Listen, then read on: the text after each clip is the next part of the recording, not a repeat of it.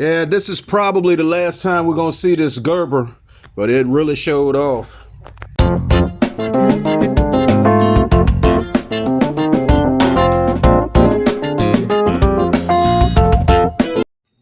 Oh wow, look at this.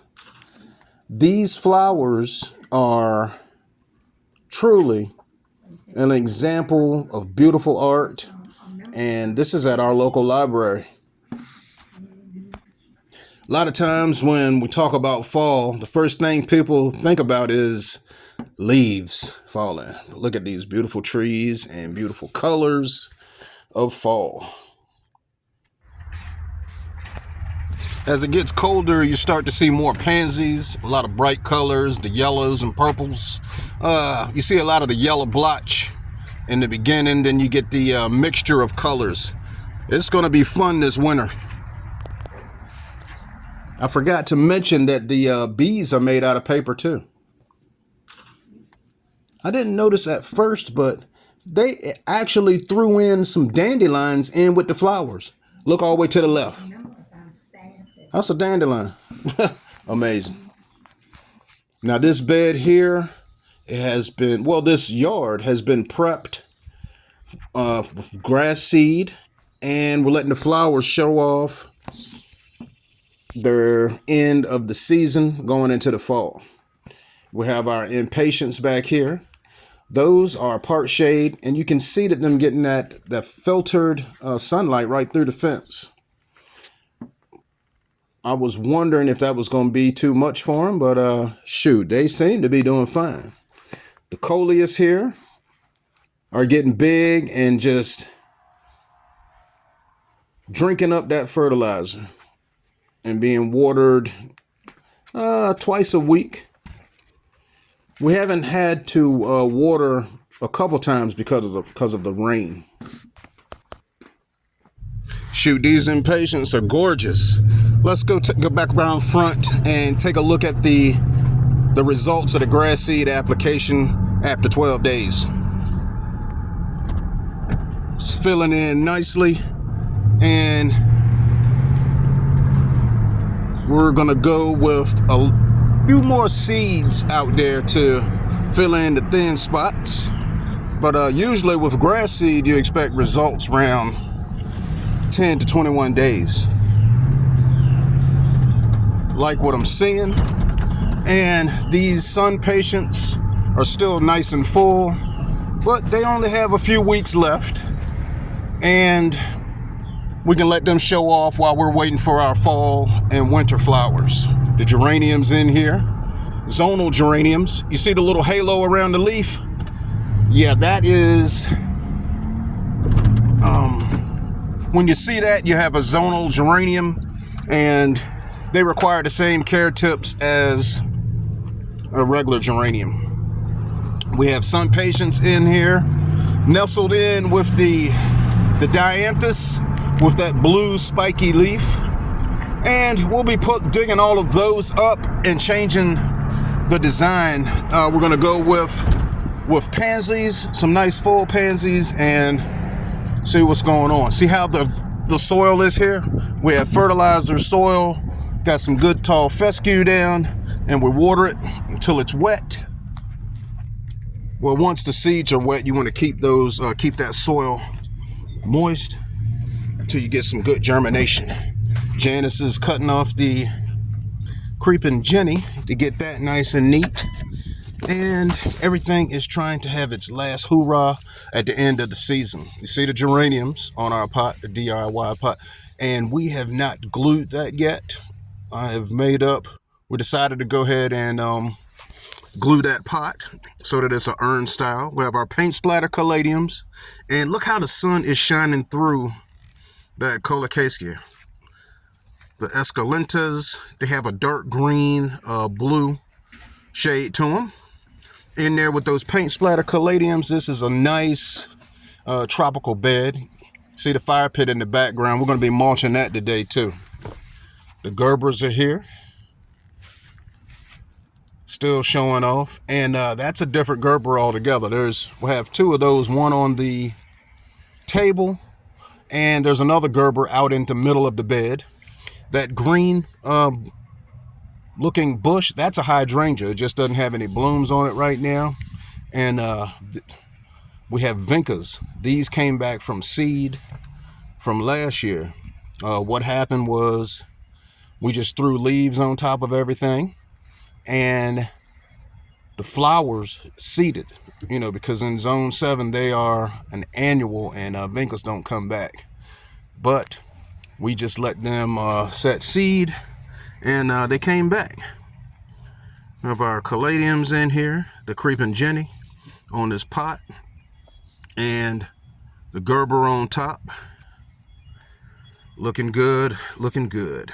Now, got our bags spaced out for the bed, mulching the bed. I'm going to show you a few techniques on dropping mulch.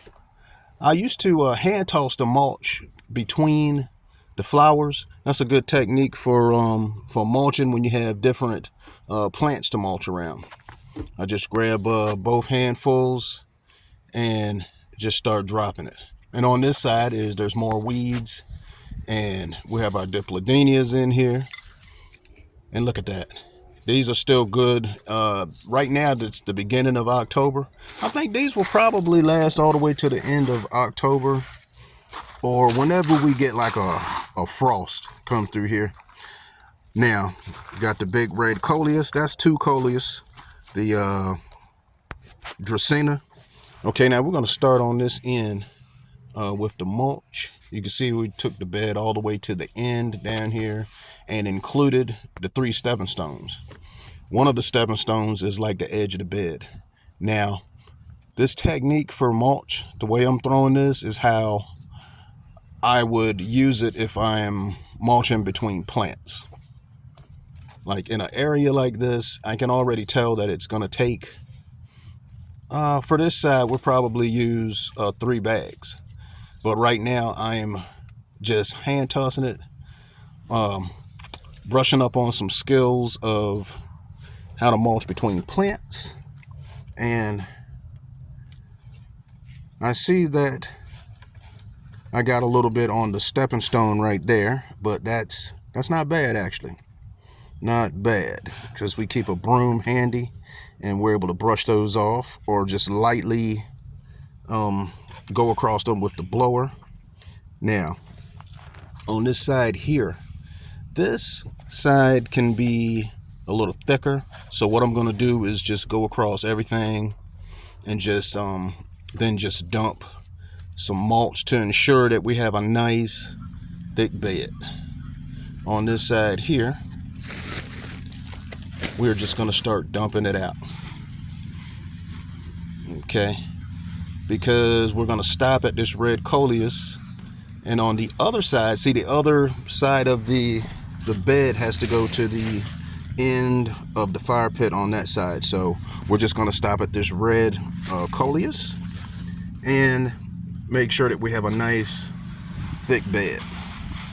So in this technique, we just dump the mulch out and put on some gloves and just spread her on out. Okay, so I went back to the beginning of the bed. You see that pile there? There's a pile. We're going to smooth that out with my hands. Now, using a rake is good, but we have a nice layer here. So once I spread these piles out, that will give us a nice 3-inch layer of mulch. Now check it out. I'm going in with 2 hands and just spreading it out, smoothing it out, so that we have a nice smooth surface and a fresh start. See, even though it's the fall going into the winter, this helps you in the spring. That way you don't have that overwhelming amount of weeds that you can get in an area like this. Okay, see, now I've smoothed this area out, and this is ready for plants. See, next year we're going to put 3 of these big red coleus across that end. and one on this end. Now our stepping stone is here, and I'm gonna smooth out this big pile and work my way on to the stepping stones. I'm using the edge of the stones on the fire pit as a guide as I work my way toward the stepping stones, and I'll just brush this one off. Brush the next one, and we also have like a broom that we could use for this, or just go across it lightly with the blower. And that edge that we put on the bed, that ensures that the mulch doesn't wash out into the yard. And the way we did this, it's mower friendly, and when it stopped at the edge of that walkway, there's just less things that you have to worry about going between with the mower, and you could easily cut around that fire pit without any problems.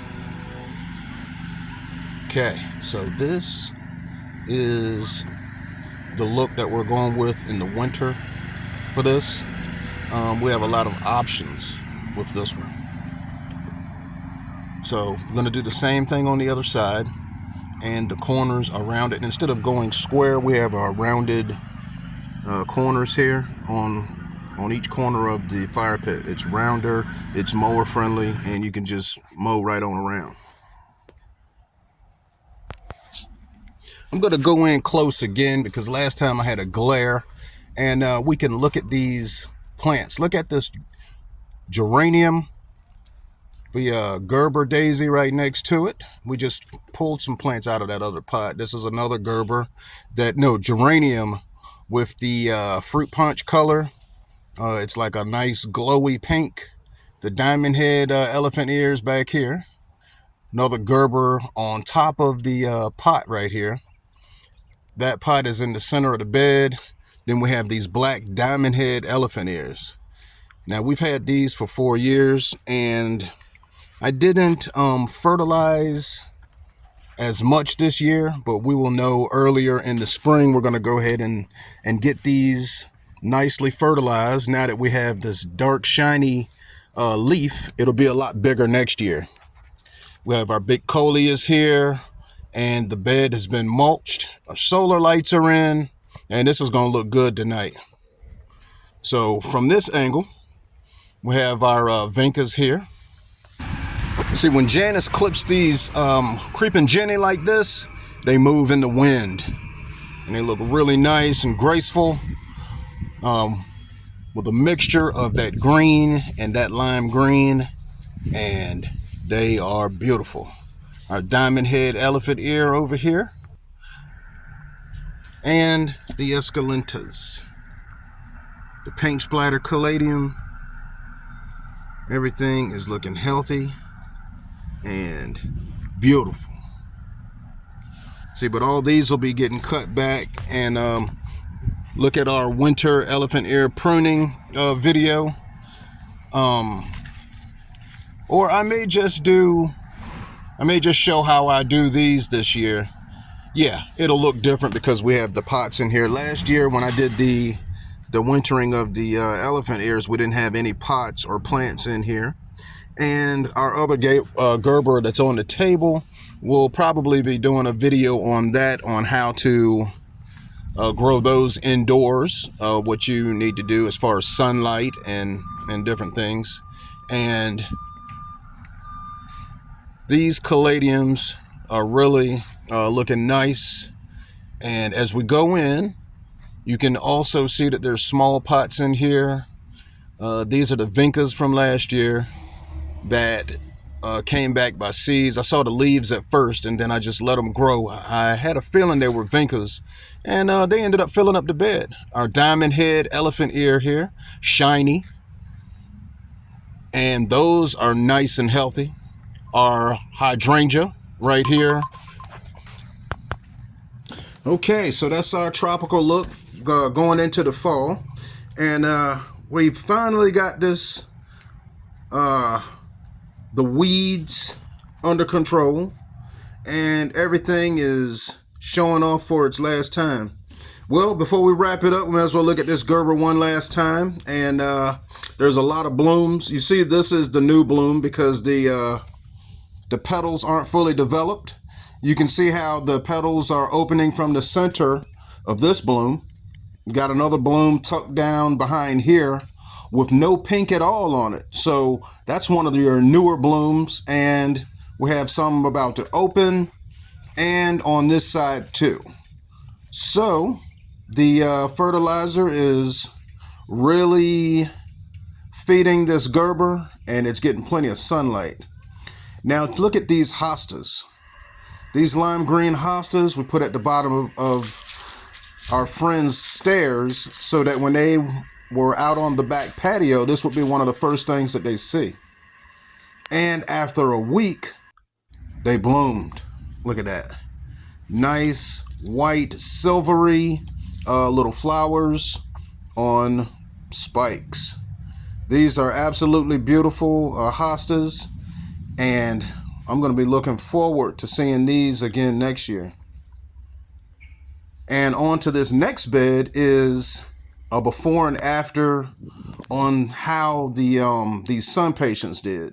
You see the size, you see how we got them spaced out, and right here is the ideal spot for these because they get more than 6 hours of sunlight.